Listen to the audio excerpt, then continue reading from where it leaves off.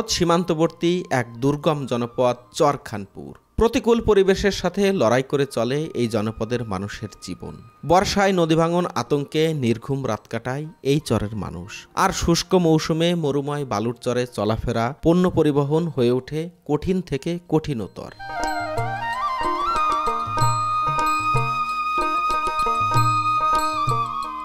আবহমান বাংলা যেন ধরা দিয়েছে চরখানপুরের প্রতিটি কণায় কণায়।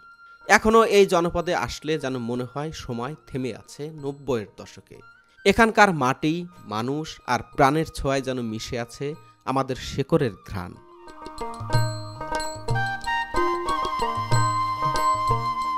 এই চরখানপুরেই বসবাস করেন আজিজুল ভাই, যিনি তার সরলতা ও আতিথেয়তার কারণে পরিচিত হয়ে উঠেছেন সারা দেশের মানুষের কাছে। চরের একজন খেটে খাওয়া মানুষ থেকে হয়ে উঠেছেন সকলের প্রিয় ব্যক্তিত্ব। আজিজুল ভাইয়ের ভালোবাসা ও ভাবির আন্তরিকতার জন্য বারবার মুগ্ধ হয়ে ফিরে যায় চরখানপুরে।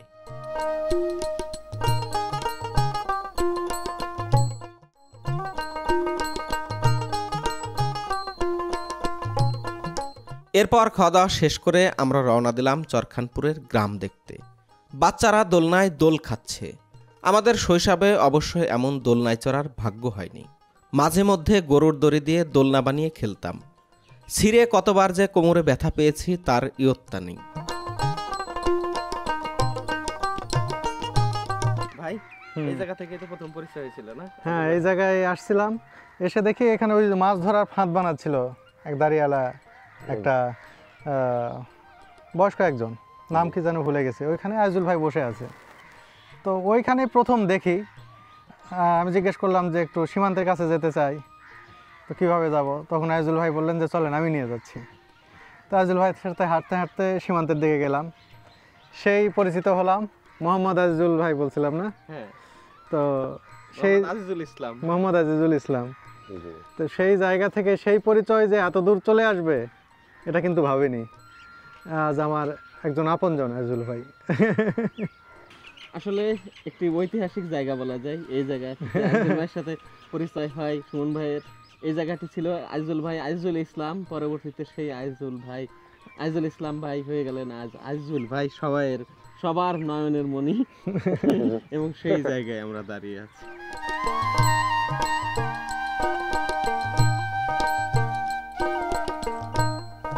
গ্রামের মধ্যে দেখলাম একজন পাটাতে ধার দিচ্ছেন। আগে গ্রামে গ্রামে এমন নিয়মিত দেখা গেলেও সেটিও এখন খুবই কম দেখা যায়। মহিষের গাড়িতে করে শ্যালো মেশিন নিয়ে যাচ্ছেন মাঠে। চরখানপুরের মাঠে এখন সেচ দেওয়ার জন্যই এই আয়োজন। কয়েকদিন পরেই ধান লাগানো শুরু হয়ে গেলে দিনভর চলবে শ্যালো মেশিন।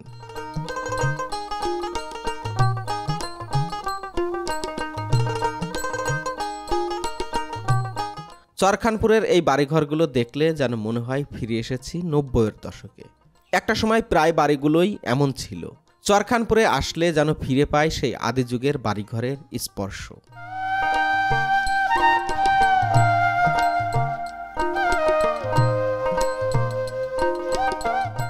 এখন যাব আপনার একবারে ওই নিচে আবার খিদিরপুরের শেষ মাথায়। ও, যেখানে আগে খিদিরপুর ছিল স্যার না? এটি গোটাই খিদিরপুর, কিন্তু ডাক নাম হয়েছে খানপুর, কাগজ কলমে হয়েছে খিদিরপুর।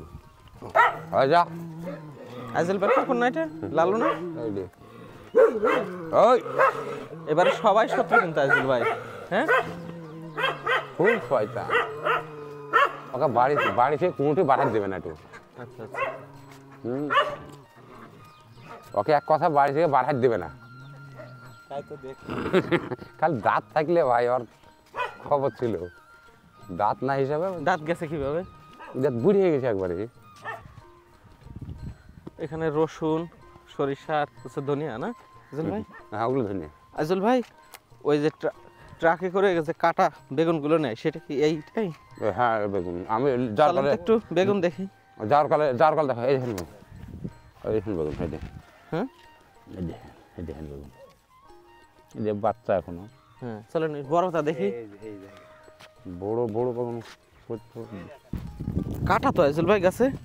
এই বেগুন কাটা যায়। এই দেখেন, এই দেখেন। ও, বিশাল তো। কত বড় হয় বেগুন? এত বড় বড় হবে।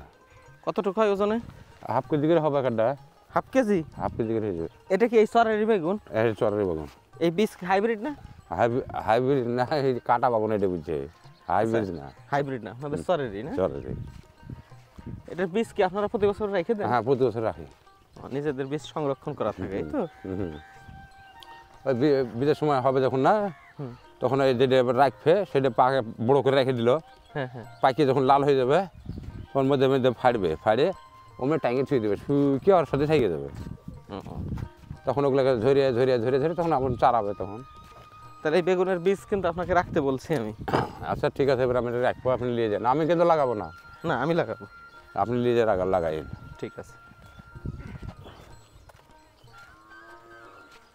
একটা বাগুন রাখলে পারে গোটা জায়গা হয়ে যাবে সব, এতটাই বেশি হবে একটাতে, তাই না? হ্যাঁ। আর এই আলুর মাটি এগুলা আলু নামছে কেমন জানেন নাকি? হল্যান্ডার আলু, হল্যান্ডার বড় আলু, এই যে বড় বড় বড় হয় না, ওই বড় আলু। এগুলো ধরনের লাগিয়ে রেখেছে, এগুলো খাবে, বাড়ির খাইতে হবে। প্রতিটি বাড়িতেই অনেক গরু ছাগল না? হ্যাঁ।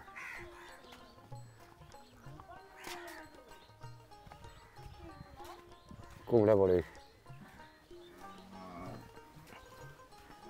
খানপুরের প্রায় বাড়িতেই কিন্তু এভাবে কুমড়ার বড়ি শুকাতে দেওয়া হয়েছে। এগুলো কয়দিন হয়েছে আইজুল ভাই শুকাতে দেওয়া? এই 4-5 দিন হয়েছে মনে হয়। 4-5 দিন না? হ্যাঁ। এসে আমি একটা জিনিস দেখলাম, ধরেন যে দুইটা ধরি, হ্যাঁ, সেটা হচ্ছে শহরের যে আমরা ডালের বড়ি খাই, হ্যাঁ, এই ডালটা একদম মিহি থাকে। মিহি মেশিনে যায়। আচ্ছা আচ্ছা। আর এটা হচ্ছে আমার জাতাতে ইয়া পাটাতে যেরকম ইয়ার মোর পিছে না, হ্যাঁ হ্যাঁ, ওটাতে বাটে, পাটায় বাটা না? পাটায় বাটা। আর শহরে যেটা আপনারা কিনে খান, ওটাতে আপনার কিন্তু আলু চালের আটা থাকে। ও, আটাও থাকে না? হ্যাঁ, এটা ফেল করে না। হ্যাঁ। আর এটাতে আমার কোনো আলু চালের আটার কোনো ভেল নাই, শুধু এটা একেবারে মানে খালি কালাই আর পুর, তাছাড়া অন্য কিছু নাই। খরচ বেশি পড়ে তো এতে? খরচ তো হবেই, খরচ আছে, খাটনি আছে প্রচুর। এমনি পারবেন নাকি?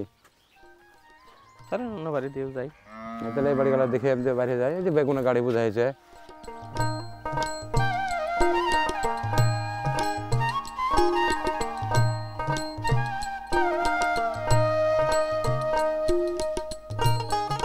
আসসালামু আলাইকুম।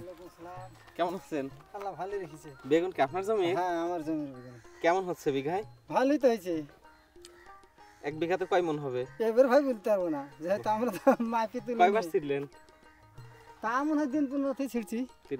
প্রতিদিন ছিড়েন? না, তাহলে সপ্তাহে 2 দিন 3 দিন। আজকে কয় মন যাবে? আজকে 5 মণ যাবে। 5 মন। কত করে যাচ্ছে মন? ঠিক নাই, 800 টাকা মনে যায়, 600 টাকা মনে যায়। 800-600 না? হ্যাঁ। ও, তাহলে 5 মন হলে 3-4 হাজার টাকা যাচ্ছে। হ্যাঁ। তা এসে আপনারা এই বছর টমেটো লাগাই কি লাভ না লসে সবাই? না, কাহুরি লস হয়েছে, কাহুরি ভালোই লাভ হয়েছে। যাদের জমিতে পানি না উঠেছিল হ্যাঁ, তাদের ভালো লাভ হয়েছে, আর যাদের জমিতে পানি উঠেছিল তাদের খুব একটা লাভ হয়নি। আর কফি লাগাইছে যে? না, আমাদের চরে কপি হয় না। কফি হয় না, না? এমনি তো তাহলে সরকারপুরের কৃষক ভালো আছে না? হ্যাঁ, আল্লাহ ভালোই তো রেখেছে। পেঁয়াজ কি দাম পাবে? পেঁয়াজ লাগে কৃষকের লস তো হবে।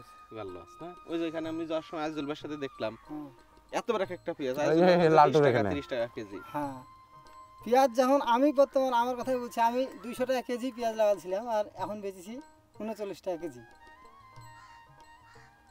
অনেক লস, অনেক বড়। 200 টাকার কথা 39 টাকা।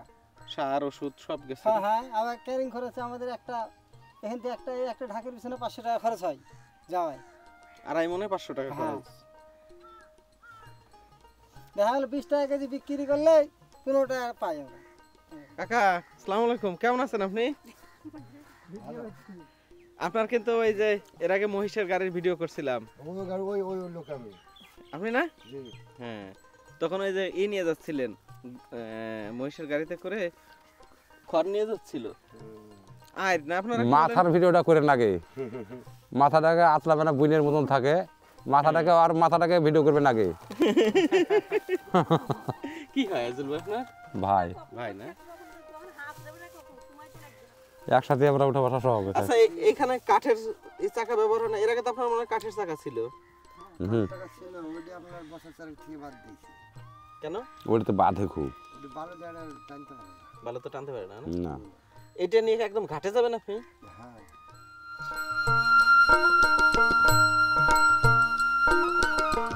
ভাই এই বেগুন ওজনে কতটুকু হয় একটা সর্বোচ্চ? একটা আপনার তাও 250-300 গ্রাম 500 গ্রাম পর্যন্ত হয়, কিন্তু এখন আর ওগুলো নাই, বড়গুলা ফুরিয়ে গেছে, ছোট গেছে। এগুলো চাহিদা বেশি না শহরে? হ্যাঁ চাহিদা। স্বাভাবিক বেগুন কত করে কেজি এমনি যেগুলো শহরে উৎপাদন হয়? ওগুলোর দাম মনে হয় 20 টাকা। কি পকোটা এগুলা? ওগুলা হলো চায়না বেগুন, কাটা বেগুন না ওগুলা। হ্যাঁ হ্যাঁ, আর এগুলোর দাম বেশি না? Urea DOP.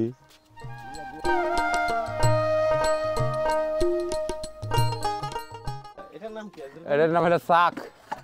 এটাতে কি মাছ ধরে? ওই রাতের বেলাতে টর্চকে ফিট করে একটু কি পানিতে মাছ কিন্তু উঠে উঠে বেড়ে বেড়ায়। হ্যাঁ হ্যাঁ, এর মধ্যে দেখতে পাচ্ছি যে লক করে চাইতে বাসা ধরে নিলেন। ও এটা ফেলে রাখেন না? না না, পলর মতো। পলয়ের মতন। আচ্ছা আচ্ছা টর্চ ছাড়া মারা যাবে না, হলো কথা। আচ্ছা আজল ভাই, এই বাড়িতেও অনেক চাল কুমড়া দেখতেছি, চালে দেখছেন? হ্যাঁ বহুত জাল কুমড়া সরকানপুরে মনে হয় প্রায় বাড়িতেই এইখানে আছে মনে হয়। বড়ি বানায় না? এগুলোতে বড়ি বানাই। আগে পাইলে তো নিজে থোয়া যাবে না। না, ও পারে তুলে কি হয়? ওই খোলা হয়ে যাবে।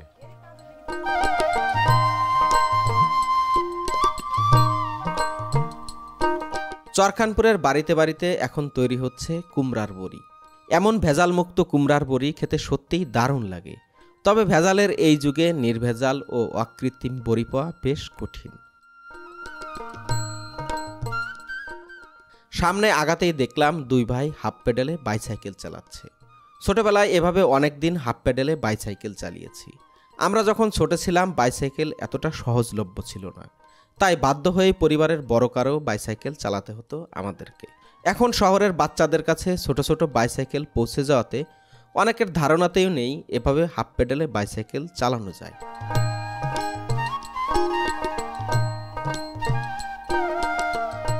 এখানে আপনার বই শুটিং একটা শুটিং এসেছিল এখানে। হ্যাঁ হ্যাঁ, আমার এই চরের মধ্যে শুটিং হয়েছে মানে আপনার 17 দিন ধরে। হ্যাঁ, দিয়ে এখানে ক্যামেরা বেড়ে চলো ওই তেঁতুল গাছের গোড়ায় দিয়ে, তখন গাছপালা যখন মানে ভাঙি ফেলতে লেগেছে তখন ক্যামেরাটা আমার লিপারিয়ে গেছে ভূতে।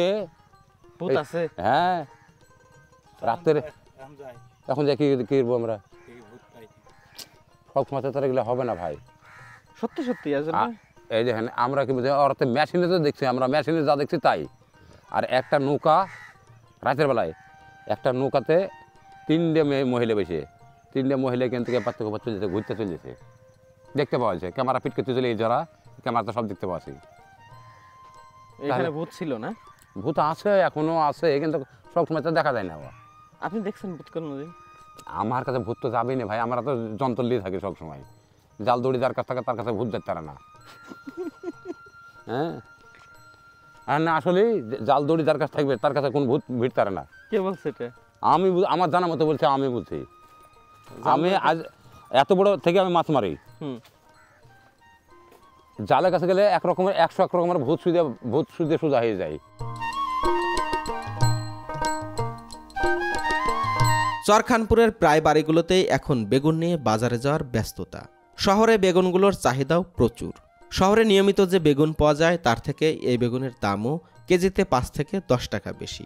বেগুন ট্রাক্টরে ও মহিষের গাড়িতে সাজিয়ে নিয়ে যায় তারা শহরে। মহিষের এই দুর্গম পথে মাল পরিবহন করে নিয়ে যেতে বেশ কষ্ট হয়। এটা চরখানপুরের মানুষেরও অজানা নয়। তবুও জীবন জীবিকার প্রয়োজনেই তাদেরকে নির্ভর করতে হয়, কারণ এই সময়ে ট্রাক্টরগুলো জমি চাষাবাদে ব্যস্ত।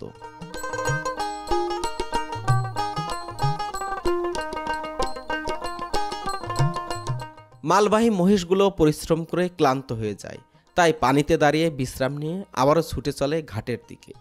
এভাবে দুর্গম এলাকায় মানুষ ও প্রাণীগুলো একসাথে সংগ্রাম করে চলে।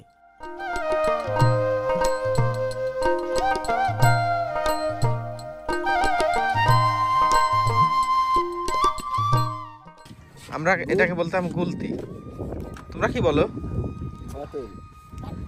আচ্ছা, তোমরা কি ইটের ভাটা বানাও এই আশেপাশে খুঁজে বানাও? ওইখানে কি মাটির গুলি বানাই পুরাও? আমরা যখন ছোট ছিলাম এই বাটুল নিতাম, হ্যাঁ, এই বাটুল দিয়ে ইটের ভাটা বানাইতাম, তারপরে ওই ছোট ছোট মাটির গুলিগুলো পুরাতাম। এরপর আমরা গ্রামের মধ্যে চা খেতে ঢুকলাম। ভর দুপুরে চায়ের দোকান বন্ধ থাকলেও আজিজুল ভাইয়ের অনুরোধে খোলা হয়েছে, তাই সকলের ভিড় পড়েছে চায়ের দোকানে। দেখি পারে কি। লাটিম ঘুরাইছেন কোনোদিন? ঘুরাইনি। পারবেন না তাহলে? দেখে চেষ্টা করি, দেখিনি হইলে কি, হইলে হবে, না হলে চোখ নাই। কানা করলেন দেখা গেল। খালি চোখ টোক কানা হবে। এই ছেলে পেলা পালাও তো দেখি। পুরো পুরো দেখি পারি না। না ঘুরাইনি কোনদিন আসলে। আবার আরেকবার মারবো 3 বার। হ্যাঁ মেলান থেকে ঘুরাইনি ভাই, আজ কতি। হ্যাঁ আসতে কেন মারো, লাট্টু কোনদিন আসতে মারা হয়, পাগলের মতন বকলে হয়। আলটা বেকা। আজিজুল ভাই, খেজুর গাছ চরখানপুর কয়টা? 2টা নাকি? 2টি 3টে আছে।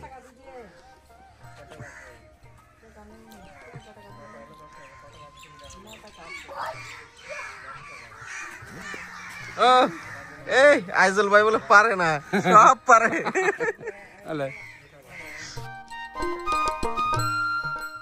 আজিজুল ভাইয়ের লাটিম ঘোরানো দেখে বয়স্ক চাচাও লাটিম ঘোরাতে চলে আসলেন। দুইজনই লাটিম পেয়ে কারাকারি করে ঘোরাচ্ছে। মানুষ বয়সের সাথে সাথে বৃদ্ধ হয়, কিন্তু মানুষের মন কি বুড়ো হয়? একটু সময় সুযোগ পেলেই আমরা সকলেই ফিরে যেতে চাই শৈশবে। এ চেষ্টা যদিও বৃথা, তবু মন যে মানে না।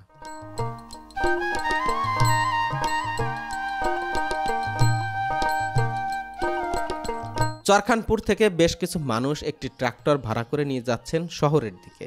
একটি ট্রাক্টর ভাড়া নিতে হলে গুনতে হয় 3000 টাকা। তাই যাদের অতীব প্রয়োজন তারা একসাথে শহরে যায়। অনেক সময় মালবাহী গাড়িতেও কোনায় কোনায় দাঁড়িয়ে যায় মানুষ শহরে। এমন পানি আর ধুধু বালুর মধ্য দিয়ে যাওয়া মানুষ ঘাট পর্যন্ত পৌঁছাতে পৌঁছাতে ধুলোতে ঢেকে যাবে। তবুও এই দীর্ঘ পথ হেঁটে যাওয়ার তুলনায় অনেক সহজ। চরখানপুরের সাঁকো এখনো ঠিক না হওয়ার কারণে যারা হেঁটে শহরে যায় তাদেরকে পার হতে হয় এই ছোট খেয়া। এই খেয়াটিও সবসময় পাওয়া যায় না। যোগাযোগ ব্যবস্থার এমন দুরবস্থা দেখলে সত্যিই আঁতকে উঠতে হয়।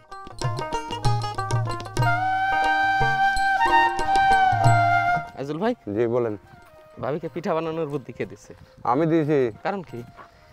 সব খাবো দাবো, সবাই মিলে একটু মিলামিশি করে সব খাইয়ে দিয়ে বিদায় দেবো। ভাবির কষ্ট বাড়ানোর যত রকম চেষ্টা আছে। কিসের কষ্ট? জান নাই কর্ম, তার নাই ধর্ম। আচ্ছা, যার কর্ম আছে তার ধর্ম আছে। কর্ম থাকলে পারে সব কিছুই ভালো থাকে। আচ্ছা, এই যে আপনার মেশিনটাতে যদি আপনার যদি চাল না থাকে তো চলবে কি করে? না, চলার কোনো সিস্টেম নাই। তাহলে ওকে কিনতে হবে, চার্জ দিতে হবে। হ্যাঁ, আমরা মাঠে ঘাস কাটতে গেলে হাঁসেকে ধার দেওয়া লাগবে। হ্যাঁ, তো সব জিনিসের তাই। মেশিনে পিলেকে বসে রাখলে পারে ব্রয়লার মুরগি হয়ে যাবে। আপনার ভাবে অন্য ধাঁতের মানুষ আসলে যেটা মানে নিজের ব্যক্তিগত কথা বলি, আপনার ভাবি হচ্ছে যে এক কথা যদি আপনারা যদি ফোন টোন যদি না দেন, কিন্তু ওই নিজে বলে এনায়েত ভাই ফোন দিল না, সুমন ভাই ফোন দিল না, হ্যাঁ রেজবি ফোন দিল না, ফোন না দিলে পারে এই 6 মাস পর একদিন ফোন দিলে পারে তখন ভালো লাগে না, খারাপ লাগে, এগুলো হয়। আসলে যেটা বাস্তব ঘটনা সেটাই বলছি আমি। তা আসলে কিন্তু ভালো মানুষ। আমাকে ফোন দিয়ে বলে কবে আসবেন ভাই, আসছেন না কেন? আমাকে খালি বলবে যে হ্যাঁ আজিজুল ভাই, এই গাছে এত বড় এটা কি? এখন বন্ধ করে ফেলান, সমস্যা নেই, এই যে এইটুকু। এটা লাউ, কি এটা বস? হ্যাঁ বস, এটা বস বানাবে। ও, মানে বিচি তৈরি করবে আর কি। বুঝতে পারছি। বিছুন। আজিজুল ভাইয়ের সাথে গ্রাম দেখা শেষ করে এবার ভাবছি ফিরে যাব, কিন্তু পথ আটকালো ভাবি। যেহেতু আমরা সকালের খাবার খেয়েছি তাই আমাদেরকে দুপুরেও খেয়ে যেতে হবে।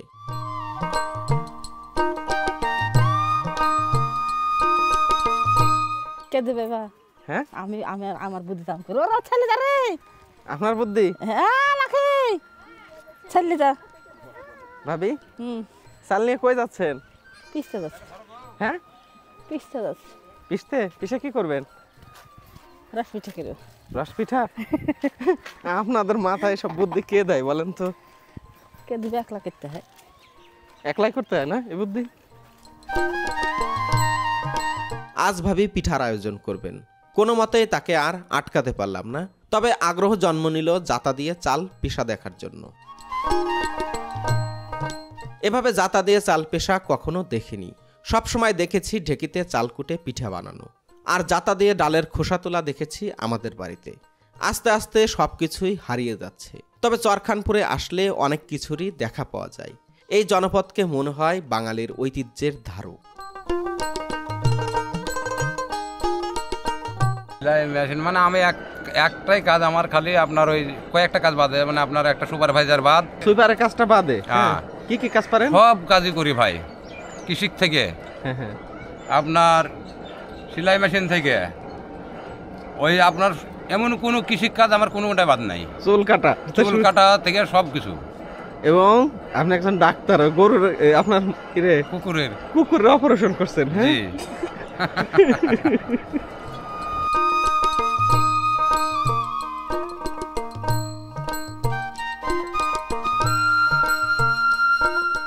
চাল কুটে এনে ভাবি পিঠা বানাতে শুরু করলেন, আর আজিজুল ভাই গরুর জন্য খড় কাটতে লাগলেন।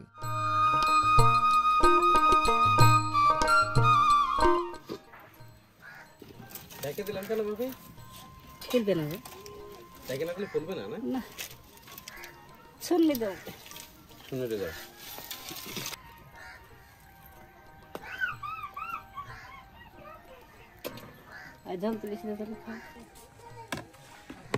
এই যে চিতই পিঠা আর হচ্ছে হাঁসের মাংস। আজিজুল ভাই, আপনার এই হিটলারের বুদ্ধি কে দিছে বলেন? কে দিবে ভাই, আমরাই পণ্য। যাওয়ার সময় যাতে খালি পেটে না যায়, না খালি পেটে না যায়।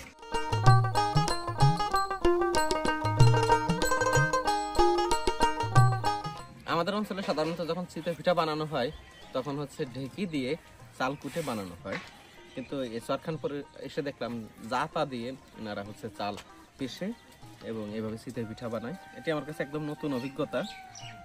পাশাপাশি আজিজুল ভাইয়ের বাড়িতে যতবারই আসি তার আপ্যায়নের কৌশল সবকিছুই একদম নতুন থাকে। আসলে এমন মানুষের বাড়িতে এসে মুগ্ধ হই, বারবার তার মুগ্ধতায় ফিরে আসি। আর হাঁসের মাংস দিয়ে চিতই পিঠা সত্যি অসাধারণ লাগছে, দারুণ দারুণ। আজিজুল ভাই খুব খুশি হয়েছে। কেমন লাগতেছে ভাই? খুব ভালো। ভাবিকে এই প্ল্যান কখন দিচ্ছেন আপনি? সকালবেলায় কাল সন্ধ্যাবেলায় এসে অভিযোগ দিয়ে দিয়েছি। হ্যাঁ, কাল রাত 8টার সময়। হ্যাঁ, সকালবেলা ম্যানেজ করে ফেলবে।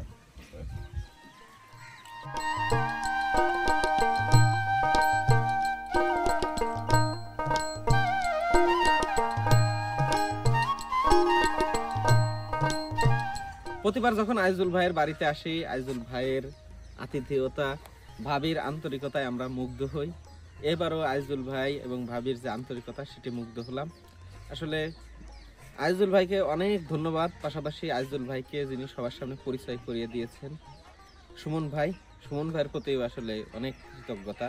কারণ তিনি মানুষ হিসেবে আজিজুল ভাইকে মানুষের মধ্য থেকে একজন প্রকৃত মানুষ হিসেবে যদি খুঁজে না বের করতেন তাহলে আমরা এমন একজন প্রকৃত মানুষের হয়তো সন্ধান পেতাম না। যাই হোক আজিজুল ভাই, আপনাকে ধন্যবাদ। আসসালামু আলাইকুম। ভাবি ভালো থাকেন, আমাদের জন্য দোয়া করেন। হ্যাঁ,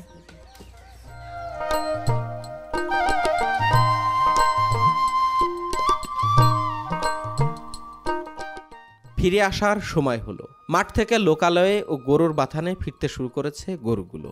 পাশে দাঁড়িয়ে কিছু সময় বাথানের ব্যস্ততা দেখলাম। বাথানে গরুগুলোর ফিরে আসা দেখে মনে হচ্ছে যেন এক ভিন্ন বাংলাদেশে চলে এসেছি।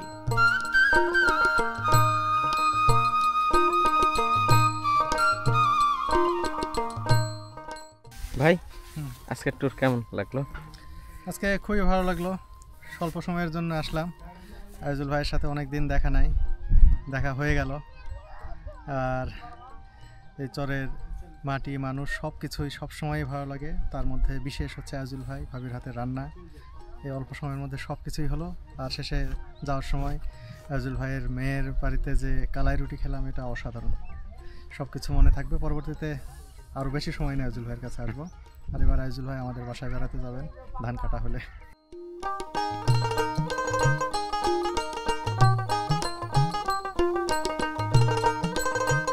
কিছু সময় পরে আমাদের ট্রাক্টরও চলে আসলো। ফিরে যাচ্ছি, তবে খুবই খারাপ লাগছে। তবে চরখানপুর থেকে চলে গেলেও মিডিল চর মাঝারদিয়া চরে আমাদের সাথেই থাকবেন আজিজুল ভাই। সেই ভিডিওগুলোও আশা করি মিস করবেন না। আজকের মতো এ পর্যন্তই, দেখা হচ্ছে খুব শীঘ্রই। ভালো থাকবেন, সুস্থ থাকবেন সবাই।